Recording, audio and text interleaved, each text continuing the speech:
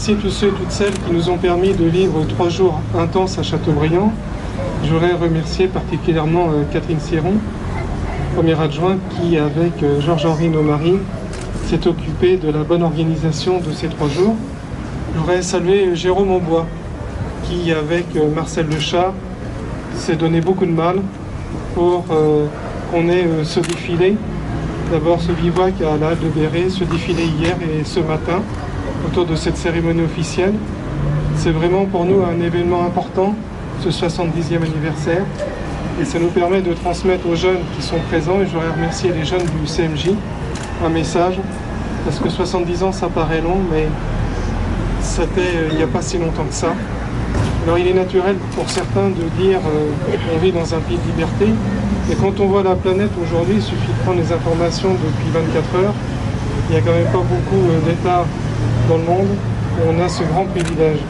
Donc je voudrais vous assurer que la municipalité est très décidée à perpétuer ce souvenir de mémoire dans une région castelbriantaise et dans une ville de Châteaubriand, où la guerre signifie malheureusement, est synonyme de déportation, de fusillade, de décès de familles décimées.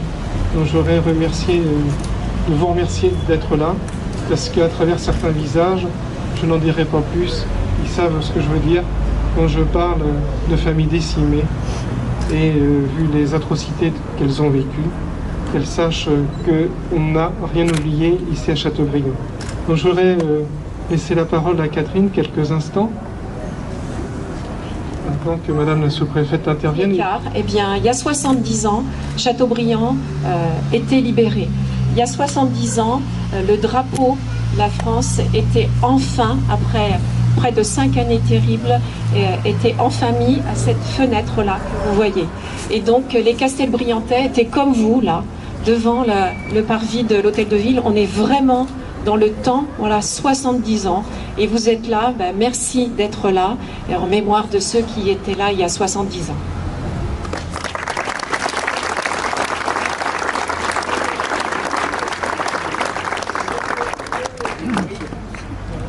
Je voudrais laisser la parole aussi à Monsieur Franck, bien entendu. Bon, je remercie toute la municipalité et puis toutes les personnes ici présentes. Voilà, c'est tout, j'en rajoute rien. Et on a du beau temps et merci beaucoup à vous. De la partie militaire, il y avait une compagnie qui était stationnée à Saint-Jean de août 44 à novembre 44. Et les archives ont été retrouvées il y a quelques mois à Auxerre. Elles n'avaient jamais quitté une cantine, elles sont dans un état exceptionnel. Monsieur Pénaud, je vous invite à remettre ceci à Monsieur le maire.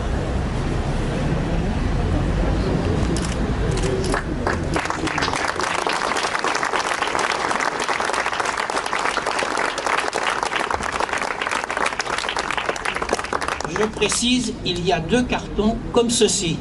Et pour vous situer, voilà, et l'écriture de l'époque, c'est dans un état, celui-ci, il n'y a pas grand-chose.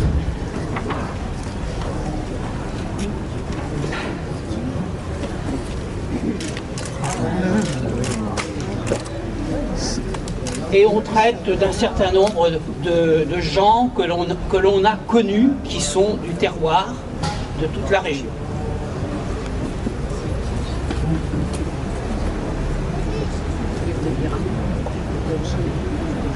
Je voudrais remercier M. Pénaud de sa délicate attention pour tous les Castelbriantais et rappeler que dans sa famille, servir l'État signifie quelque chose, puisque son fils est officier dans l'armée.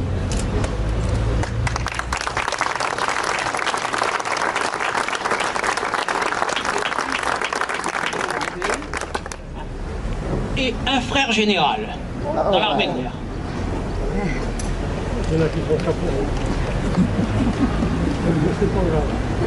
Messieurs et l'association Atlantique Mémoire et chers amis, bien des livres ont été écrits, bien des films ont été tournés sur les événements de la dernière guerre. Et bon nombre de résistants restent à jamais gravés sur le livre d'or de l'histoire de Chateaubriand. D'ailleurs, vous en avez un émouvant témoignage. Souvenez-vous, dès le 6 juin 1944, notre pays retrouve l'espoir. L'opération Overland lance sur les côtes normandes la première